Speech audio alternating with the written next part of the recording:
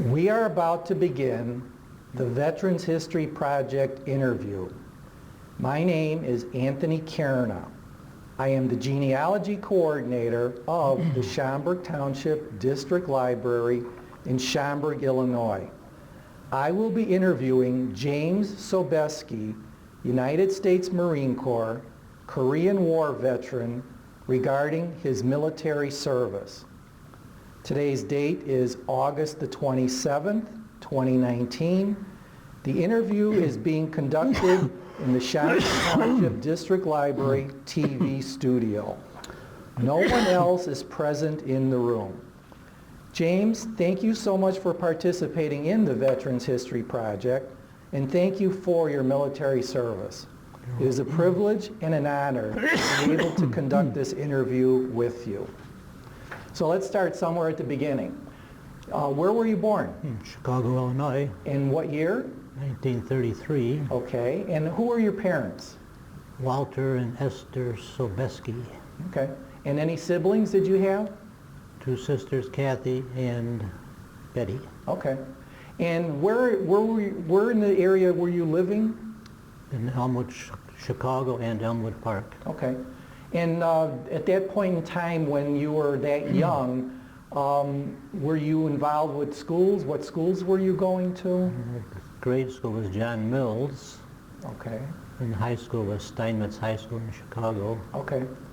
And then after military service, I went to Wheaton College for 2 years. Okay. And what were you trying to specialize in at Wheaton College? I think not athletics, but gym teacher type. Okay. And that was about it. Okay. All right. And at this point in time, what year was it that you were getting out of the college, out of the 2 years that you were in college? 55. Okay. And at this point in time, were you interested at that point in joining the military?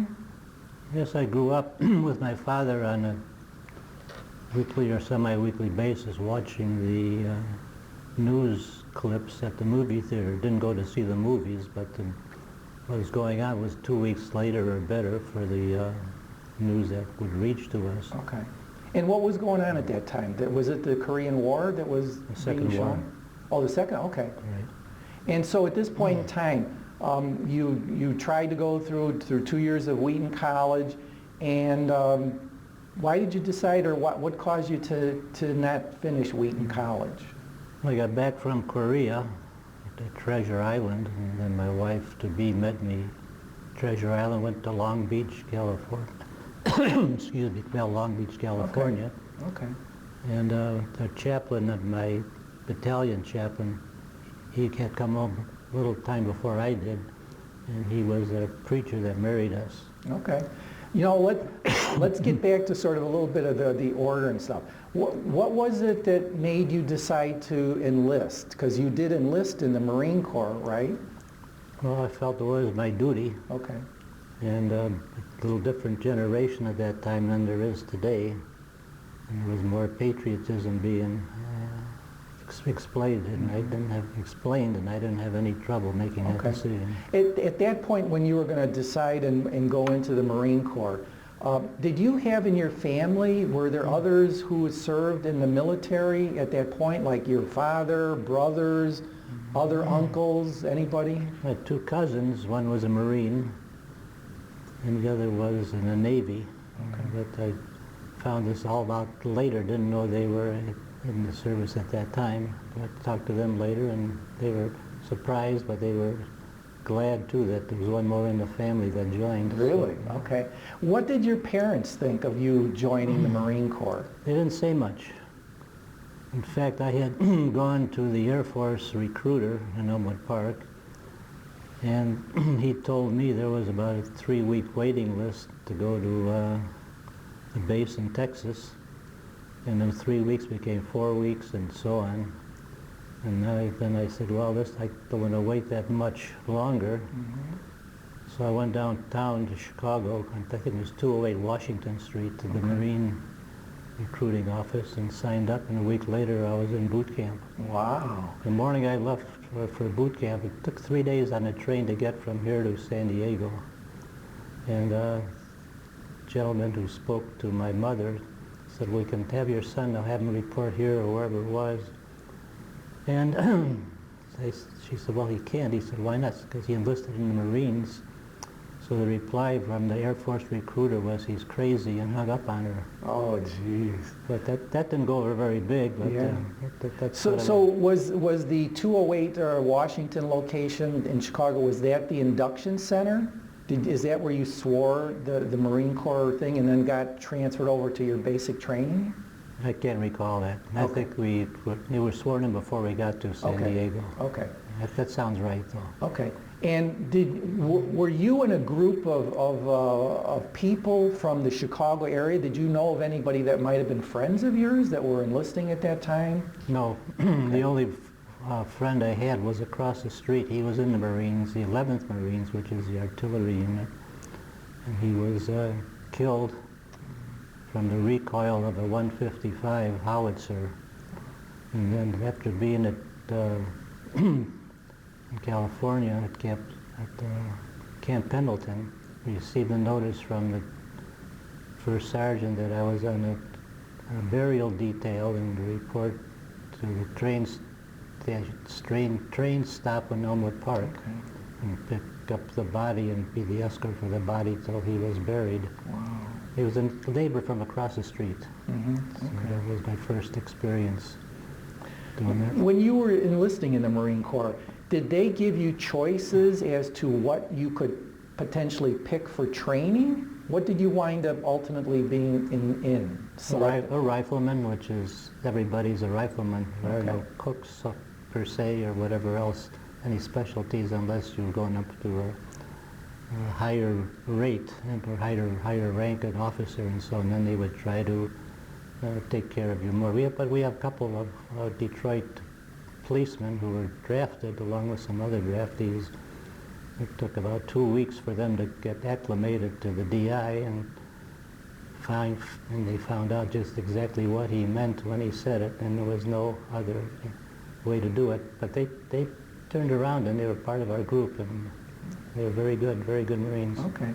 So you took the train trip to get to California for your training. Right. And what was that like, those first days that you were there? What did it feel like? Well, after taking the bus from the train station to the recruiting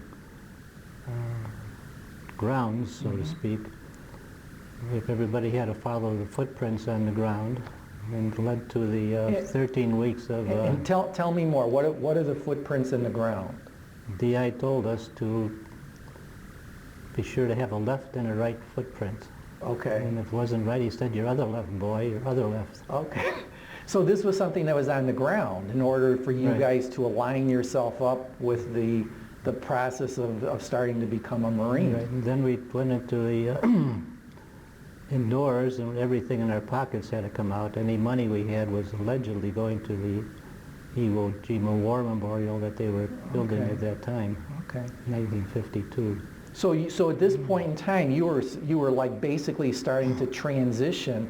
You still had your civilian clothes, and Right. those were disappearing, and now you went through that initial first stage of the haircut and the uniform and everything like that. How did that feel? Well, we were like robots. Okay. And first thing was to go get a haircut in the morning.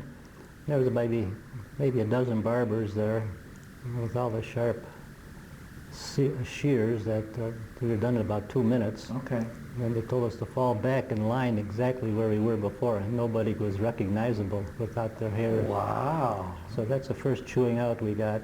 Yeah, I could see that. You're right. That would be the only thing your eyes could cue on is somebody's face with their hair, and Right. now when it's all gone on everybody. Then there was, next thing was get uniforms, and we received those. That was in the morning, and then we had some chow, but I don't remember what it was. Okay. But it was And what year was this that you were starting to become a Marine? 1952, Okay. in March of 52. Okay. So now you're transitioning, you're getting the uniform, the haircut. What were the next things of basic training that you started going through? We had a couple orientation periods saying In the next 13 weeks, the DI was our mother and our father and our God, and there was no getting away from that. And that's basically what it was, but it was, we were being transitioned. He said, in 2 weeks, you will not have any civilian thoughts in your head at all. Wow. And they meant it, and they worked to that end, and it was good. Okay. Even Well, did you find it hard to give up the civilian thought process? Where you know? My father told me, he says, whatever they say, you just do it. Okay. And don't be a troublemaker. So did you feel that that helped you to transition Oh, because yeah. you were going along with the program, so to speak? Right. Okay. All right. I never saw any John Wayne movies, so I didn't know what the Marine Corps was really like, but if I saw one later and it wasn't like John Wayne was there, so It was the real thing that you were involved in. real life story, right? So now what, like within your training and basic training, were you assigned like a platoon? Was the platoon the level of the group that you were in? Right. And do you remember what the platoon number was, or? 281. 281. Okay. And how many men were in a platoon? I don't remember. Okay. 200 in the company, but Okay. I don't remember the platoon Okay. size. So what was going on in the training process now, day by day? You were transitioning, and what were they trying to teach you? To our father's and mother's voice, Okay. and our left and our right foot. And it was very intensive, and some guys couldn't handle it. All we heard the marching was your other left, you idiot. So how was it for you, the physical activity and everything that they were? Were you okay with that? Oh yeah, I was expecting it, but it was more intense than I thought it was. Okay. And for those that were having a hard time, did the Marine Corps basically say you can't qualify and they were let go, or? They had to do something very drastic or not be able to complete some of the more physical things. Then they gave them, they set them back a week. If that didn't work, then they would find a way to not get rid of them, but they couldn't use them. Okay. And how long was your basic training? How many weeks? 13 weeks. Okay. And what was the other progress that they were trying to teach you things? What were they doing? How to dress. And every morning the guy would take his credit card and go along your face to see if you had shaved that morning. And I hadn't started shaving yet with any degree. Okay. I was 19 years old. I don't think I've ever heard of that before. That's interesting. But then the punishment for that was, maybe some of the other guys watching us had the same thing. They would take an empty bucket, stick it on your head, put lighter fluid on top and light it, and then they would ask you questions, and then you ask them, have you learned your lesson, boy? And yes, sir. But you could say sir to the DI. Okay. But after boot camp, the only one you could say sir to were the officers, but in the boot camp it was us said they were very good. Our DI could have been on a Marine Corps poster. Wow. Okay. He was a Korean veteran. Okay. And how was it trying to learn all the marching thing you had to do, and then the rifle drills and shooting, and how was that? Repetition. They had some tolerance there, but the guys that came from more or less the south, they had a Kentucky windage that they used for the rifles and so on.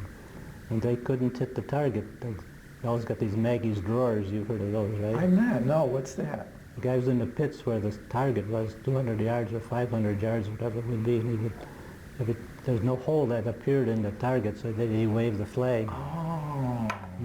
Maggie's drawers, they called it. I never heard of that one. Yeah. But anyway, it was, but I did what they told me to do. And I received a pretty high mark in marksmanship, even though I'd never... So did you had any previous experience No. shooting a rifle? I shot a shotgun once on the farm. Okay. Not my farm, but a friend, Okay. relative's farm. But it was, if you follow their instructions, it was for our survival. And the benefit we learned that we never leave anybody anywhere. We started learning that very early. Okay. And that was good. So you did quite well. You said you had a marksman category? Is that- Sharpshooter, marks, it was 223, and and the expert was, I think, 225. Okay. Wow, that's pretty good. So it was, I did what they told me. Yeah. That obeyed my father. Even during basic training, were you able to write letters back home to family? Or did you get stuff from them? Well, one thing that happened was at Camp Matthews Rifle Range in San Diego. My wife-to-be sent me a box of chocolate chip cookies, a shoebox. So I said, "Come here, boy. This is from your, is it my fiance?" "Yes, it is." I said, "Well, this was in Camp Matthews up in the hills, and the temperature there was about 120. Oh, wow. And then they went into a tent, a squad tent, and they lowered the sides and no ventilation. He said, "When you finish with that box of cookies, I'll let you out." No help. So I wrote as soon as I could to her and says, "Don't send anything, nothing at all, not even." Oh my But I gosh. think we got mail, and that was good. Okay. They didn't Even during basic training, did you guys have the chance to relax or have fun doing things on base, or did you get to go off of base? No, it was 13 weeks on the base. Okay. And it was either classes after chow or hand-to-hand training, hand-to-hand combat training, and different lectures on, no, we're not here to play games, Okay. but it's life. How was the food? Oh, it was high carbohydrates. Okay. I went in at 132 pounds and I got home at 162. After just like 13 weeks of 13 training? weeks. Wow. And I could never stand cottage cheese or asparagus, and that seemed to be at every meal. So, Oh boy, that's but they get to the back of the mess hall with a tray, and then if we wasn't done, you had to go back. okay. You either eat it or wear it. So, Wow. But that's part of the training. I thought it was good. Okay. So you got your 13 weeks in through basic. You were really advancing yourself. What was next in line? Was there advanced training that came after that? You could have a chance to go to radio school, and I was waiting for that. They waited about 6 months, and then I got my orders to go to overseas. Okay. And so you didn't get any further advanced training? Infantry training, combat training. We're preparing for Korea. Korea was in. Okay. What was involved in the infantry training then? The hand-to-hand combat with the bayonets and the things that you could use your Okay. butt of your rifle to. Okay. But then again, the guys that didn't do it right, they would break the stock off the rifle. And then at night they had to sleep with it, and not everybody else in their squad or platoon, they had to sleep with the operating handle up, under bed, under rack, Wow. and then sleep on that all night. Okay. But the next day they did better. Okay. Okay. And how long was this advanced infantry training? Well, a couple of weeks. Okay. And then other things, they had to crawl under live fire, 30-inch fixed machine gun, firing over your head. You shouldn't stand up or look up, so everybody was just like, they followed that pretty good because it was live ammunition that they were using. I hope there were no accidents or anything. Not to my knowledge. Well, that's good. Yeah. That's good. So did you already have an idea now where your unit was going to be going to, or you're going to be sent to Korea? Korea was the only active one that we thought about. Okay. And the a couple other things, we had abandoned ship drill. It's a 60-foot tower, 20, 40, and 60 feet. Then you're supposed to, just step off and like you're abandoning ship. Right, because Marines, as part of the fleet, Right. you have to be able to be familiar with water. But by the way, just out of curiosity, had you had a swimming background? Well, I could swim, but not like that. not like the SEAL guys. So you had to literally, part of the training was jumping off this tower to simulate jumping off of a ship if Right. need be. What would that feel like? It's a long way down, but the guys that they were told just how to stand and how to step off and never look down when you're going down, otherwise your body would go that way as well and you land flat. A couple of guys did that. You could hear this. Water's very hard when you hit it flat. Yeah. And what were the dimensions? You said 20 feet, 40 feet, 60 feet? 60 feet, right. Wow. doesn't seem like much, but when you get up there, Yeah. Did anybody freeze up on top and they wouldn't jump? yeah. So What did they have to do? I went up there and they gave me a little push. Wow. That's amazing. So it was a part of the training, and do what they say and you'll be all right. So now you're coming to the end of all of this advanced infantry training. Did you then get orders as a unit or the group to go over to Korea? It was about a few month reprieve.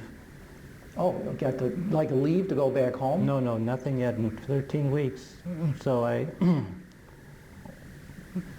really don't know what happened, but I asked about if they had a battalion baseball team, so I tried for that, and they let me play a few games. Okay. You know, we played in the Oceanside City League. It was all civilians and us, and it was what the love wasn't quite there. Okay. But they were out to get us. Were you a baseball player back home in civilian life? Right. So that was a good sport in high for you? school, right? Okay. What position did you play? Second base. Okay. Because I couldn't throw across the diamond. But it was good. I played, and they tolerated So me. you had like a quiet period now just before, and now did you find out that you were going to be sent to Right. Korea? And when you were sent as an individual, or did your whole unit go out to Korea? Individual. Okay. I think you saw that on the orders, Yeah, right? that's right. Yeah, where the names were listed. Right. And you were in essence then becoming a replacement for someone who was already in Korea. Right. In whatever you... Did you know at that point like what Marine Corps division and unit that you were going to go to? Well, this First Marine Division, Okay. FMF, Fleet Marine Force. Okay. And how did you get to Korea? How did you have to maneuver to get over there? We went down to San Diego to the docks, and there was a converted tanker that we were using, run by the Merchant Marine, and it wasn't the Queen Mary, Okay. and the food was awful.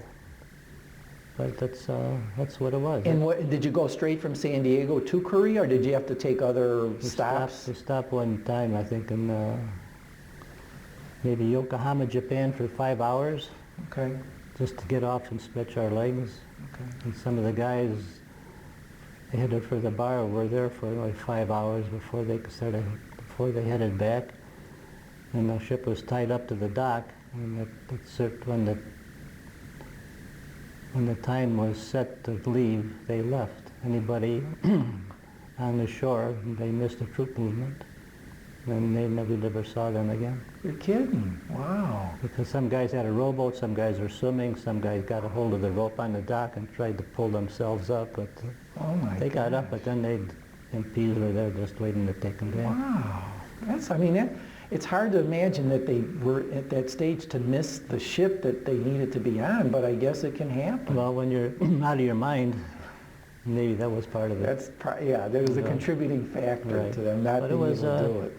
Goes back to what I said earlier, what they say they mean, Yeah. and there's no bending of the rules. Okay. So Was the ship that you were on, was it fully loaded? I mean, were there thousands of Marines on there? Or I think maybe 2,000 okay. from all the different companies that they chose people from to go Okay. to land across the sea. So what was the city or the town or the port that you ultimately connected to in Korea? Incheon Harbor. Incheon, Incheon Harbor. Was that like a staging area where all the Marines were coming Right, into that everybody port? came in from ship, went into Incheon, Okay. where we went anyway. And then we took a bus. No, we took the train first, an old train, and it had been bombed a few times, but it was, and then we went to 6 Buys to get to the MLR, the 38th parallel, Okay. And what does MLR stand for? main line of resistance. Okay. So then it was cold. It was in March, and there was some rain mixed with snow and ice. And I was laying on the floor of the 6 by in the back, and it was over the axle, so it was a warm place on the floor. But then again, we got to where we're going. The front of top of me was, I laid on my back, and the top of me was ice, and the bottom was warm. So. Oh my gosh. But that's just it's a wake-up call. So was there, you landed in Incheon and then took the train. Were you going to, was there a town nearby there? No, just another staging area. Okay. For the, it's separated into different companies. We were the 2nd Battalion, 7th Marines. Okay. And some went to the 5th Marines, and some went, I think, to the 1st Marines. Okay. So how did you ultimately reach your final destination to report to? by truck. Okay. On the reverse slope of a hill, which one side was the MLR, and the other side was a reverse slope where they had sort of a tent city. Okay. But right away we were assigned to a bunker, Okay. and then on the facing the enemy. I mean, was there action already going on yes, right in that right. area and stuff? And again, through your training, I remember when we talked earlier too, you were involved in a machine gun squad Right. with the Marines and stuff like that. So what was that like as part of the Marine group that you were in? What did you have to do as under those circumstances? Make sure the weapon was in working order and there was enough ammunition already banded to the guy that was the assistant gunner to be able to use it. Okay. Without any jams and anything else. You look for stuff. And how many Marines were assigned in that small machine gun group? Well, we had, because we had, I think, 2 bunkers to take care of. It was 4 machine gunners, and I was able to require to supply ammunition for each bunker. Okay. Maybe it's 50 yards between bunkers, depending on the terrain. Okay. What was it like those first moments when you knew this was all for real and stuff was going on? I mean, how did you feel inside? Well, this is different than what I thought it would be. That it was for real now? We're always told, keep your head low, even though the trench might have been 6 feet deep. Some of it was 2 feet deep because the terrain was rocky, and so you had to make sure you have a low profile. Okay. One of our guys, he 6 foot something, and he stood up, and he got shot at right away. Wow. They missed him. But after that, you didn't see him with his head above the trench line. So was this like considered a Marine base that you were at, or was this just a whole series of trenches near the hill area? About 150 miles of trenches. Really? Yeah. With the bunkers were constructed by the Marines. So for the fighting, then on the reverse slope were more bunkers, and then that's where they had the better bunkers than on the main line. And then we had to put up chicken wire in front of the bunkers because the Chinese would get through the gate and they would try to lob grenades into the trenches, but the way the chicken wire was put up, they'd catch a lot of them. Okay. So it was like a shield for us. Did you guys as a unit advance out of the trenches to try to move forward? At night they had patrols, and they had barbed wire in front of the main line, and they're called the gate. You had to go through the gate and then follow certain paths. So the guy in front, he was a more experienced guy, and he would say, "There's a tripwire here, and step over it." And if you didn't, you'd activate it. And then there would be an explosion. And was that a tripwire that was more intended for if the Chinese were coming? No, they set it. Oh, they set it. Right. Okay. Wow. Most of their activity was accomplished at night. Okay. The daytime, it was pretty quiet. Okay. But then again, we had to sleep when you could. And So when you were in the trenches, I mean, were you guys just living and sleeping and eating in the trenches, or did you have tents set up? no, we had sea rations. And the dates on the sea ration boxes were 1942 and 43. From World War II? Right. There's no expiration date. Oh my gosh. What was that? How'd that taste? What was that? Corned beef hash was the worst one, and beans and wieners were the best. Really? Right. Still from 1942 to 1952 time Right. period that you're in there, it was still okay. Right. Wow. I know you said early on too that it was cold up there. I mean, it was like a full-blown winter and then Right. spring and summer and... It was 0 or below at times. In the summertime it was about, it could get up to 120. Okay. The rice paddies were ripe then. And the Koreans planted stuff in the rice paddies. They were called honey dippers too. So. And tell me about that. What's the honey dipper? Well, they had outhouses out there that they used the outhouses for fertilizer. Okay. So, Okay. but it was, I was 19 years old. So when you did some patrols like that, I mean, how many men were in a patrol that went out? About 15. Okay. And did you go at night or? That night, at dusk, they would gather, and then it was dark, then they would head out. Okay. Did you have like a specific objective, or were you just going out there to probe or see what was going on? Looking for, hopefully we didn't run into anybody coming the other way. Okay. Did you have times when you did? When you ran into? I never had that, no. Okay. But then across, to go into a valley, go up a hill, then on the hill the Red Chinese came over the hill into Korea, and then the North Koreans had their own forces there as well. Okay. But they were always there. Okay. What was like the distance of the patrol? Was it a mile, 2 miles, more? Probably a mile, just Okay. to make sure nobody's in front of us. Okay.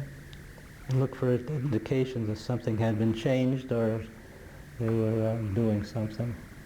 So then you come back from your patrol and you're back to sort of at least as much as business as usual within the trenches at that point in time. Right. Did you have any close calls when you were there? Yeah. And was that while you were in the trenches? Right. Because in the daytime, I was reading a letter from my wife-to-be, Okay. and I heard something land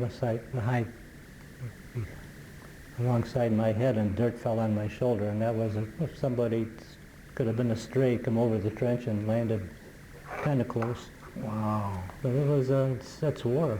Yeah. And nothing personal against anybody, but it was going to be, as they say, me or you, and I'd rather have it be you. Yeah. I do have to ask this too, because I try to ask this of all the veterans that I interview, and now seems like a good time after what you just told us here. Did you have any idea or bring with you anything that you would consider a good luck charm? No. No? I had a Bible in my pocket, Okay. and a lot of guys did, and then our chaplain, he also received the Bronze Star and the Silver Star for what he did for his troops. Okay. He would go out with them on outposts and so on, and he was a former Navy pilot, but he was hurt or something, so then he came back in the chaplain corps, and he would be with his troops. So. Oh, that's interesting. And so he must have been, I mean, a good guy all around to have got the awards that he got. Right, and I read some articles from newspapers where I researched his past, and he was a well-liked chaplain. He never went back on the other side of the MLR, but stayed with his troops the whole time he was there. Okay. So it was good. So at this point, you've been there, what, maybe 2, 3, 4 months, 6 months already? Did you have any idea how long of a tour you were going to have over there? They told us it'd be 9-month rotation, and that would have been from March until whatever 9 months was, then we'd go home, but it lasted 16 months. So they basically just had to keep you there Right. and extend your tour. Right. I mean, do they just basically tell you that there's no choice, you're stuck here, you're Right. extending They the said, tour? well, there was no replacement draft Okay. for a while, but then they needed the bodies, and so that was it. Okay. At the time that you were there, what did you have any chance to do anything that was sort of fun? I don't recall. Okay. How about, did you get a chance to do like, where they rotate you out for a week of rest and recuperation? I spent 5 days in Yokosuka, Japan, with a Navy friend of mine who was a minesweeper there. Okay. In fact, he was in close to Korea with his minesweeper vessel, and they used to keep the channel clear coming into the Incheon harbor. Okay. But I was there for a week, had real food, Navy Okay. chow. Now, did you go again by yourself, or was this No, as part by of a group? myself. Was that the normal way how they did it? I don't know. Okay. I never had anybody. Okay. That was fine for me. So then you come back to your tour in Korea. How did they transport you up and back? Was it just by ship? By DC-3 or DC-2 or 3, whatever it was at that time. There's bucket seats along the walls of the plane, of the fuselage. Okay. All right. So now you come back to Korea to your duties. Was this getting near the end of your tour, even with the extension that they gave you, or No, did you have quite a while to go yet? Quite a while to go, month by month. Okay.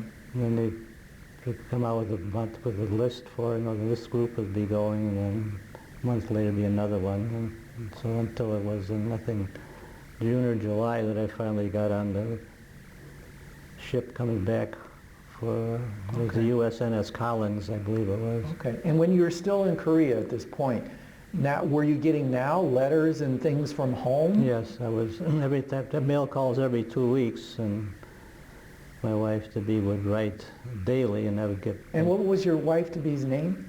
Claire. Claire, okay. Yeah. And she was finishing up her nurse's training and finishing up her college for that. Okay.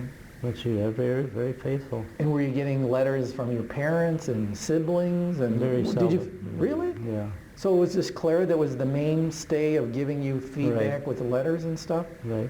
And how often did you write back to them, to Claire? I wrote something every day, then mail it. And then maybe 3 or 4 lines, and some might come up, and then continue that. Okay. But she was much more of a faithful letter writer than I was. Okay. And how about at this point, now that you're out there, were your family or Claire, were they able to now send you special things maybe? Was there anything that you asked them to send you? Nothing. No cookies? No, No? especially cookies. How about warm socks? Anything? Nope. No? We had Mickey Mouse boots in the wintertime, and Okay, tell me what's a Mickey Mouse it's an boot? insulated boot that you wear. And this was Marine Corps issue? Right. Okay. And a parka, or a field jacket with a liner in it, whatever it was. And then if you didn't take your boots off at night, your feet would sweat, and then that wouldn't be good for your feet because it get trench foot out of that too. But again, at night in the trenches, were you sleeping like in a sleeping bag? No, on the cutout in the wall. Oh. At night we didn't sleep. It was fire watch or just Okay. sentry duty, so to speak. So you weren't ever even in tents. Did you have any kind of heating equipment in the trenches, like stoves? No, that would attract attention. Oh my gosh. Well, how did you survive the coldness, it seems Well, like? we had, I guess we had no long underwear, but we survived. Okay.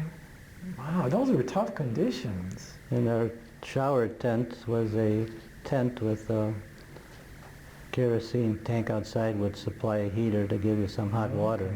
Okay. But one day the boiler exploded on the tent. Oh my gosh. And so we had a bucket brigade, had to chop a hole in the ice, and then with buckets of water tried to put the fire out. Oh man. But that's... And were you guys ever able to like have a new tent put in with to be able to take the shower, or no? No. That was they put 4 stakes, 4 4x4s in the ground with a metal roof, then they ran the water from the rice paddy down like a few feet, maybe 50, 60 feet, and it would go into the tin roof.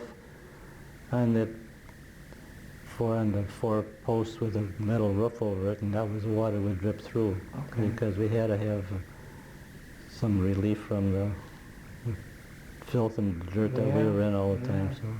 Now, were you getting feedback from the Marines themselves about how things were going overall? I don't recall.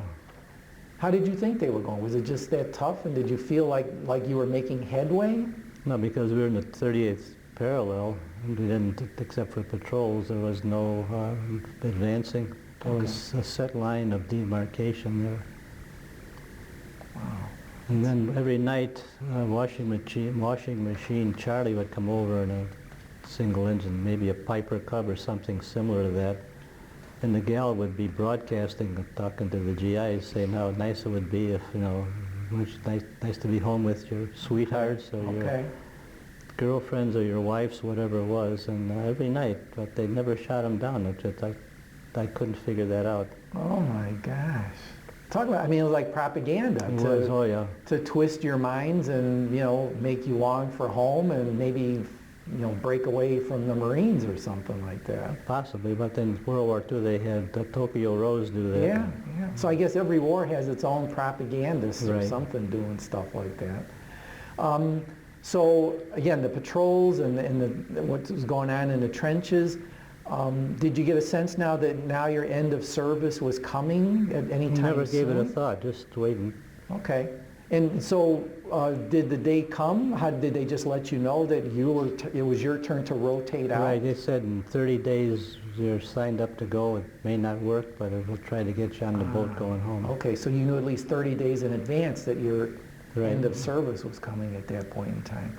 And was this also, because I know we talked earlier in our pre-meetings and that, was this also the time when the truce was starting to develop? They were speaking truce for maybe a year. I'm not sure how long it was, in Panmunjom, which was, I think, the meeting place between the North and the South. Mm-hmm. And let's see, I lost my train of thought on that one. Well, you were But then talking again- about the truce, the potential truce. But coming. then, before the truce did come, it was on I think, 23rd of July, 2200 hours, which is 10 o'clock. Okay. And then in the meantime, the Chinese had overrun our two positions, East Berlin and East Berlin Outpost, and then the 5th Marines were on our left, and they were holding pretty good. But then we also had some Turkish troops come and join the Marines, and they were excellent fighters. Wow. And then, and then the 1st Marines were to our right, and they were being pushed off their outpost too. The Chinese made a concentrated effort to break through in that particular area, so the commander of that area, he would try to reinforce our areas with bringing in other troops for that. And then, like I said, it was along with the 2200 hours. It was announced, you know, that the truce had been signed. It was rumored that it would be, but it never happened until that particular time and date and time. And then the Chinese across the valley, they had candles and they had lanterns and bugles, and they were raising a racket, you know, because no more incoming. Okay. The incoming coming from their side, mortars and howitzers and so whatever they used. And then the sky was like noontime with the star clusters they would send up on our side to illuminate in front of us to see who was coming. Okay. I mean, this sounded like a pretty big action. It was the guy that was delivering our ammunition. It was during the monsoon season too. Everything was a sea of mud. And he said he thought the end of the world had come. Wow. And I thought the same thing. It was just one after another. So many shells were coming in per minute or per second, whatever it was. And it was pretty intense. Now, were you guys still in the trenches, or had you had to relocate, push back? There were some trenches, but we had bunkers for the machine guns. Okay. And then but the wire, then the valley between us and the hill on the other side where the Red Chinese were. And the article that I have about East Berlin and the outpost was pretty horrific.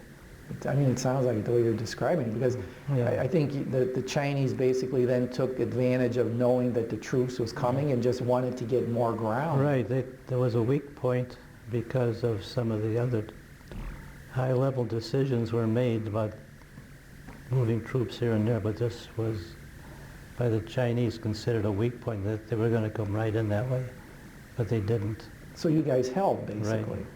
I know, and I'm saying this basically for anybody who's going to view this, but Jim is basically referring to when he talks about Berlin, that was just the naming convention of the area, Right, the of hill how was- they came up with the name. It wasn't really Berlin in Germany. No, but no, it was Hill 119. Okay. But each location, we had Vegas. The first stop was Vegas when we got there. And I forgot there's other two names. But every hill also had beside a number, had a name. Okay. And to our right was, to our left was 5th Marines. They had Boulder City. And then to the left was, I can't remember what that was. So that, I mean, it sounds to me like the very end of when the truce was coming was the hardest time of when all of the activity was taking place. It was boiling down to that one particular, 10 o'clock at night or 2,200 hours. So the truce comes into play. I mean, did your, like, the officers announce it to you guys? What did you guys do once the truce was in place? We got a message through the radio guys, you know, the old radios they had with the big antennas on them and big backs on their back, not like today. They announced that the truce had been signed, and then everything stopped, firing on both sides. Okay. And then we knew, and then the Chinese were coming down the hill toward us. We didn't know why. But then we decided to see what happened. I mean, did you think that they were coming down the hill like to attack, or were they coming down to just sort of say the truce is in effect? Well, hopefully the truce was in effect. But they waited till the last minute before they stopped their barrage of us. Wow. And we stopped too. Okay.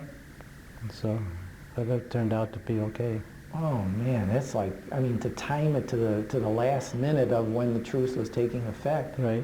So now the truce is in effect. What were the next days or weeks or months after that? What did you have to do then? Disassembling all the bunkers on the main line Okay.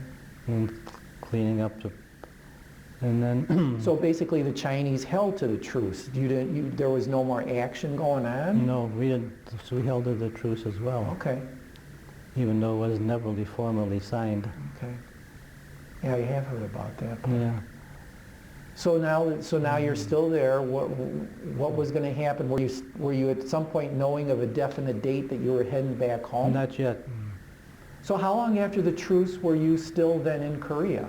That was in July, see, August, September, October, November, December, January, February. Oh my gosh. About 10 more months. Wow. Twice. So they really extended your tour. Right. And what were you doing during that 10-month interval? Maintaining the weapons and cleaning up the area, disassembling bunkers. So we have a demilitarized zone.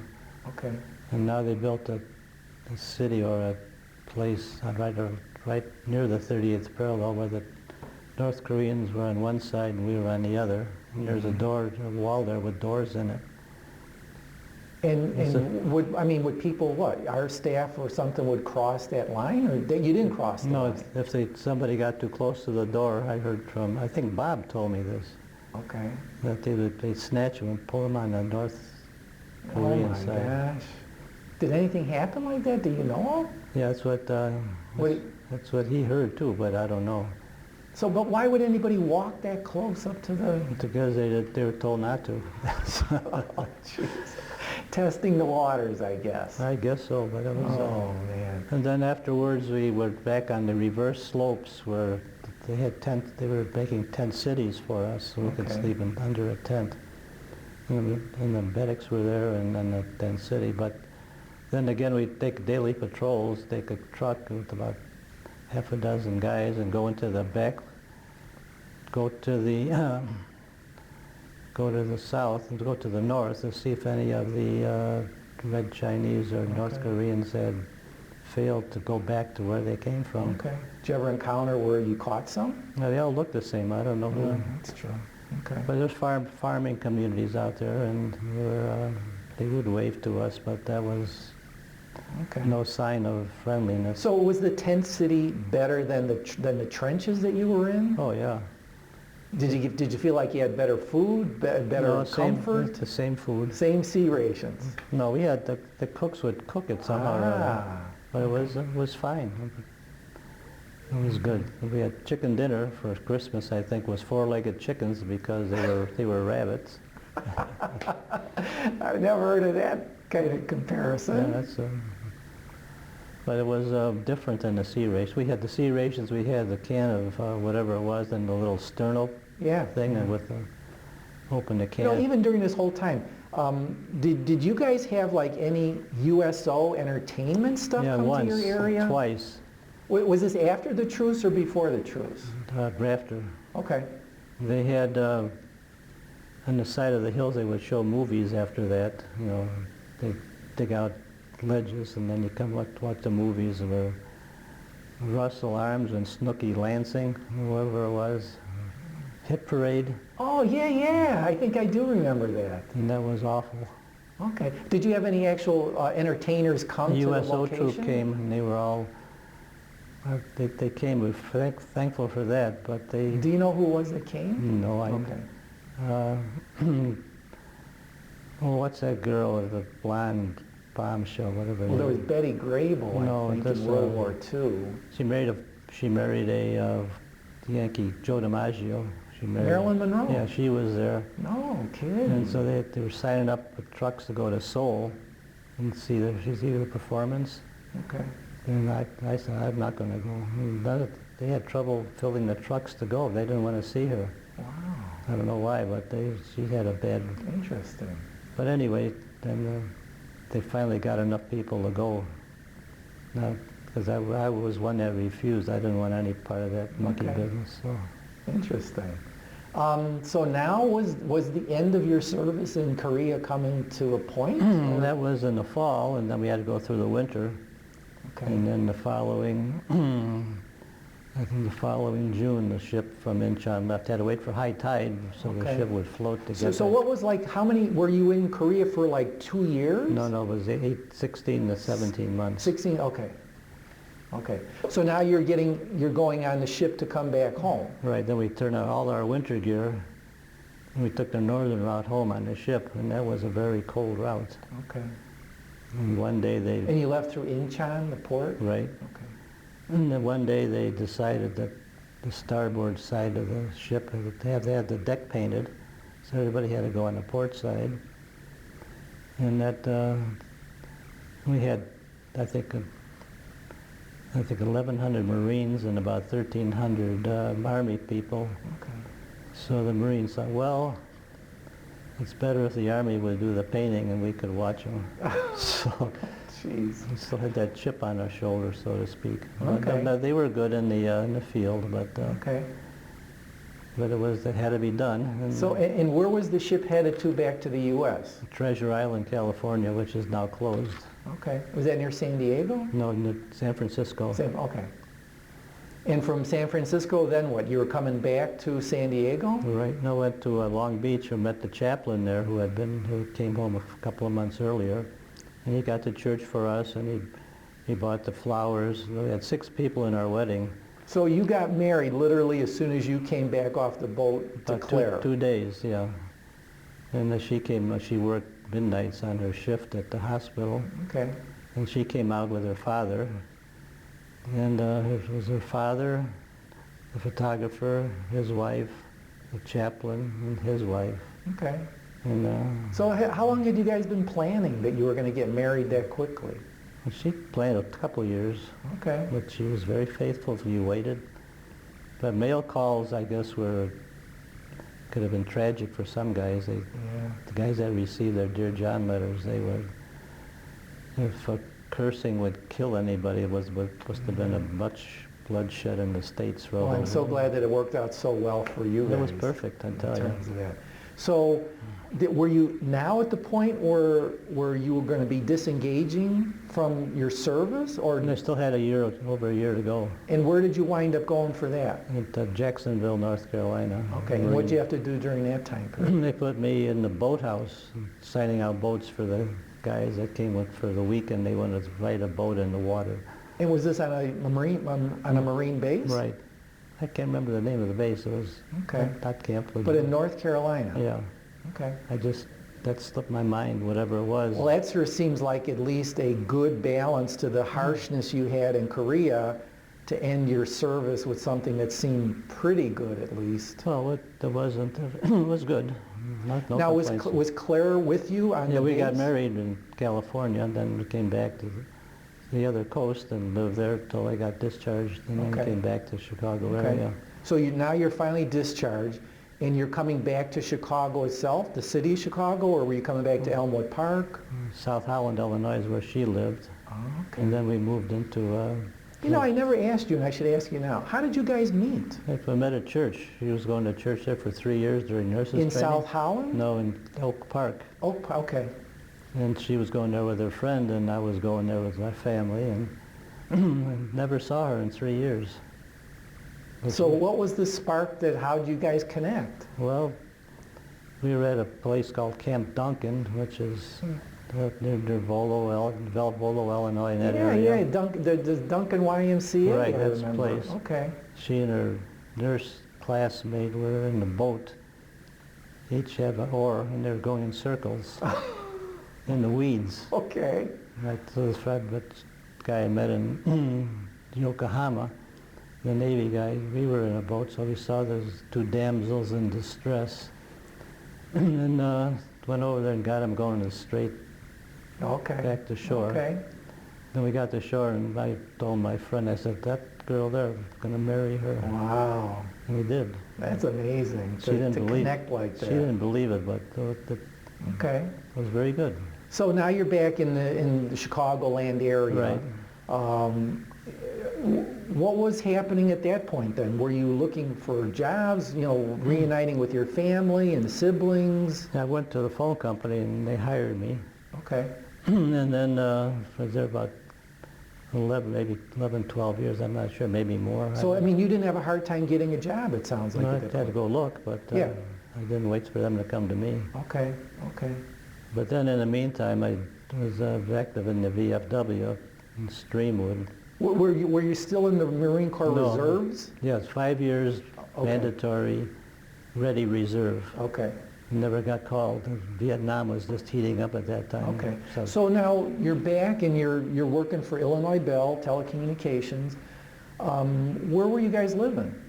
Let's see, we started off in Melrose Park, and then I think LaGrange, and then back more into the, Okay. a little bit, moved into a house in Chicago. What work were you doing at Illinois Bell? What was your job? My title was installer repair. Okay. So then some test desk work and so on, but it was good.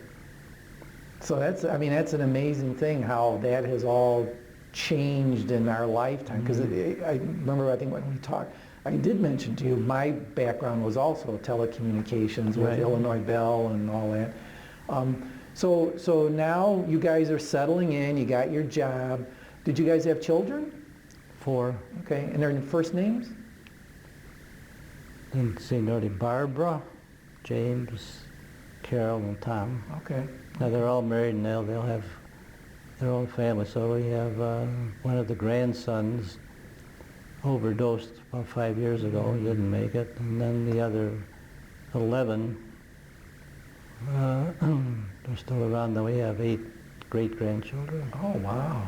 You've got a deep family. it So, seems like. but then And are they all living nearby? one's in Fort Worth, Texas, and 2 in Crystal Lake, Okay, and there's one more I can't remember. okay.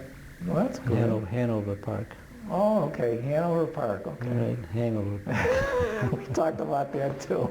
But anyway, but then got involved with the VFW for 8 But before the VO, how long were you with Illinois Bell? Were you always in the installation in that? Did you move through other jobs? No central office after that. Number 1 crossbar, then Okay. Schiller Park went to number 5 crossbar. And then we had the new carrier, T1 carrier systems. We used to have the E repeaters. They took all those out and so Okay. on. Did you stay with Illinois Bell until you retired from them? No, I changed jobs. What did you change to? And then I worked downtown in the engineering department of a hotel. Oh, Okay. So then that Was it able to use your telecommunications background? Oh yeah. In the meantime, I've been taking courses in electronics and communications. Did you go back to college? No. Did you take anything with the GI Bill? Yeah, that was 1 year with the GI Bill. But that other stuff was they didn't have online stuff, I don't think then, but it was and through the mail. Okay. So I guess and then I did all the things I could take through Illinois Bell for what they needed at the time. So Okay. I never was without a job. It was very good. So you're still working, and then you're saying you got involved with the VFW? Right, in Streamwood. And Now, how long have you been living out in this area? For quite a number of years? yeah. Okay. So you're involved with the Streamwood VFW. And my prime job there was to raise the Marine Corps flag on Memorial Day. Wow. Well, we had the ceremonies for the guys that came back in the box. Okay. And some openings for the businesses. The rifle team was there. Okay. It seems like you're really deeply involved in the It was VFW. very, now that lately with the wife and her aging years, it's a full-time working for her now, so, Okay. which is really good. I mean, Okay. that's... So how often do you go to the VFW frequently? Once a month, Okay. so it was good. Did you have any friends that carried over from your time in Korea that you've been in touch with? None. None. Okay. They all went different directions. Okay. So So the VFW is really your main point where we had friends there, acquaintances, so to speak, so it was good. Okay. But they're all getting older, and the guys that are younger are still deployed. Okay. So That's true. That's true. How did you hear about the Veterans History Project that we're doing right now? what friend, a fellow Marine, Bob Manson? Bob Manson, he said you would be interested in doing it. I said, yeah, it sounds interesting, and came to see you, and here I am. Okay. But he was a machine gunner in Vietnam in a helicopter. So Yeah. Okay. So yeah, the VFW is a big part of your life and stuff. I also know too that, and maybe here's your chance to mention it, you did tell me that, I think it's on Memorial Day, maybe I'm wrong on that, but at the VFW you have like a 24-hour vigil guard. vigil. What is that about? Used to be 3 nights, Friday night, Saturday night, and then quit Sunday, but we kept running out of people. So we went to Saturday night, Friday night, Saturday night, and then Sunday morning at 11 o'clock. Then they would read the general order for the day. Okay. And then we'd walk an hour. And is this at the Streamwood or the Memorial villages where Right. right next door is the memorial that Right, they've got? they've increased it twice the size that it was. And you get a good turnouts there. Okay. And then you walk the post an hour at a time. If the guy didn't show up or overslept, then you walk it 2 hours. But it's a nice quiet. I usually do 500. So it's 5 in the morning. 5 in the morning. It's around the clock. Do you like that time? Oh yeah. Why? What's good for you? Get quiet. Yeah, true. But And are you out there regardless of what the weather is? lightning storms, we take the bayonet off the M1 or the 03, whatever we're using, and go inside till it stops lightning, then we go back again. No use looking for trouble. Okay, all right. But Well, it that was- sounds good. So we're going to start switching over to a part of the interview that we call reflections. Okay. It's just going to be general questions about, your background and how it affected your life and stuff like that. So one of the things I generally try to ask is that, how did your military service affect your own life? Well, it was a very good disciplinary action. My folks were very strict in bringing me up. My father was born in Russia and went to Latvia and then took the boat to Ellis Island. Okay. He came back here to Chicago and met my mother, who was born in Kansas, but they met in Chicago. But anyway, that was... Okay. but they were strict. The old country. And like, what would be some of the lessons that you've learned from being involved in the military? Well, there's a chain of command, and generally, if you follow that, you're in there to serve the country. And I found that to be, for most of the time that was in the 5 years, 8 years I spent in the active and in the reserve was it was very good. Okay. We had a very few. I need a drink of water. Go ahead. They're all patriotic, and they all had one goal in mind. This is our country. And they have had hecklers sometimes, but very few. For Memorial Day. Okay. But it was good. That's still the best country there is. So you being involved in the military, what are your thoughts about today from your perspective? What about war today and the military in general, even in today's world?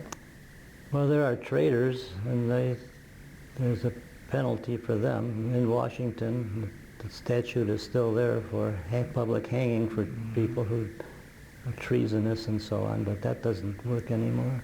Okay. But I still think it's, you have to have rules, and rules have to be followed. And the Supreme Court is gone by the wayside for the most part, unless they can straighten that out. But I think it's still worth saving the country. Okay. If it's possible. Okay.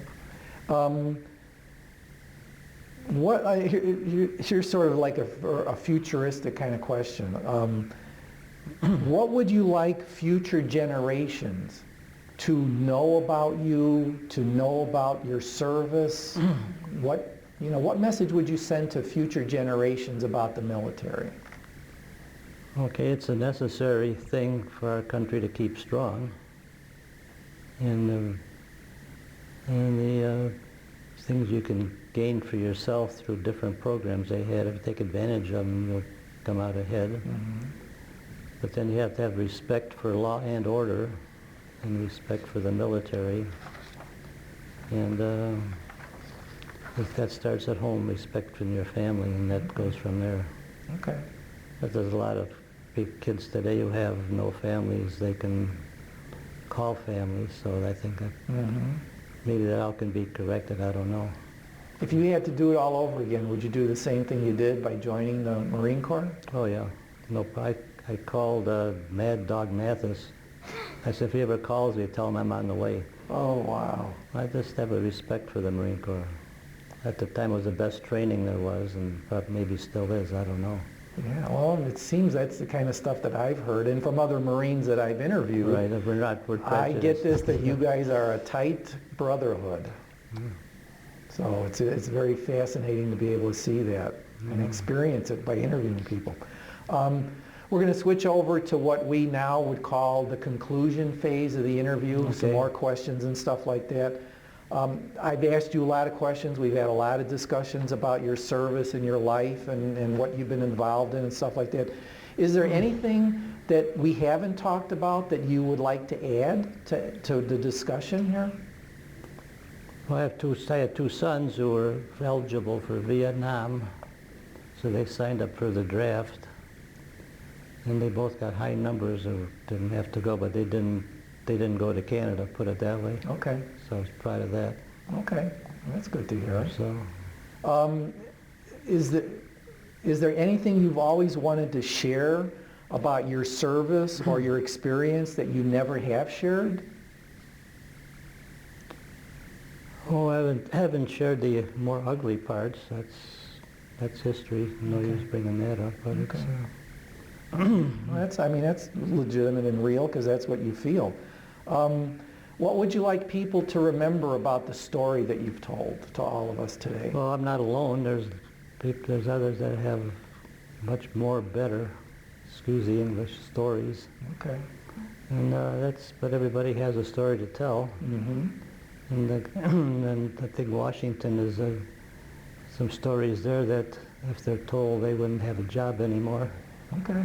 Just, that's a biased personal opinion. Okay. All right. Well, it's good to hear what you're saying. Is there anything else that we need to talk about that we haven't covered at all? Oh, I don't think so. Take a look here. I mean, we talked a little bit earlier about that paper you have in your hand there. I don't know if that's another story that you have there, or we have covered it. Oh, this Alan Newman, whom I met in Korea. He was a chaplain in the Navy, and the other Navy chaplain I met, his name was Brian Weaver. He went in as a lieutenant junior grade, as the other gentleman did, but he retired as a captain in the Navy, which is pretty high. Okay. But when he was in the Far East, he was the most decorated chaplain they ever had. And he was always in the field with his Marine Expeditionary Force, of MEF. Wow. MEF, it looks like he went out and got everything he could put on his breast, but he was the guys with the Marines. Okay. He always wanted to be a Marine, but he was 30 years in the Navy, and 20 of those were... Now, did you interact with him directly? After I got out, he came to our church and he spoke, and I spoke with him at a couple other meetings Okay. that he was involved with, so it was good. A great guy. Okay. And he was elbow to elbow with Marine generals, and they would chew him out, and he would chew them out just as much because they were wrong. Okay. But he was that kind of guy. But he died, I think, 2 years ago of a brain hemorrhage or something. He got hurt in Ramad, I think, Okay, in Iraq. Iraq, yeah. By Fallujah. Right. They showed pictures that he's sleeping in a hollow in the ground, and that was a bad place. Okay. But anyway, there are military people who never get recognized, and they still do a great job. I know too, here, I want to give you a chance on this too. You shared with me that I think you've given some programs or something where you've gone to the Christian military in Arlington Heights. Okay, Church of Christian Liberty has a school, and the school invite for the past number of years, I think they stopped this last year, inviting the graduating class from Great Lakes on Christmas Day, where they had no place else to go. And they would give them food, breakfast, and a dinner. Then they'd give them phones to use and their computers and so on. And then they asked me to speak one year from the VFW to talk to the recruits, and I mentioned these two chaplains who, they have a high, they set the standard high for all you Navy guys here. And there were some corpsmen in the group, and then some other guys, but I said, as a Marine, I really respect what you're doing. Wow. And usually it's a fight between the Navy. So do you get invited to that every year? No. Okay. They stopped. But you did have the chance to do Right. that then. Okay. They have different speakers, so I was very happy to do that. Good. And I make sharing again about the chaplain and that, because obviously he's made a very big impression on you too. Oh, sure did. Yeah, both of them. Okay. Well, that's good to hear that. All right. One last question. What do you wish more people simply knew about veterans? Well, today the veterans they're getting a better shake than they did a few years ago. And I feel more people are recognizing what they did, and especially those who have been handicapped. They built them housing and different things and provided different things for them. I think we have a duty or a responsibility to those who gave the utmost, as Lincoln put it. They're no longer here, but those who remain deserve some recognition and all this country can do for them. Okay. And so that's in a nutshell what I would think. Okay. Well, that sounds good. Is there anything else you need to add about anything? Because we're about ready to end the interview. No, I think you covered it pretty well. Okay. I like to hear that. Very well. To hear that. All right, so at this point in time, this concludes our interview of James Sobeski, United States Marine Corps, Korean War veteran for the Veterans History Project. Thank you, Jim, for your participation in the Veterans History Project. It means a lot to us as individuals and to the nation as a whole that your story of your military service will live on for future generations to reflect upon. Thank you so much for sharing with us your story of your service. And thank you so much for your military service. It has been an honor and a privilege to have been able to interview you. Thank you very much.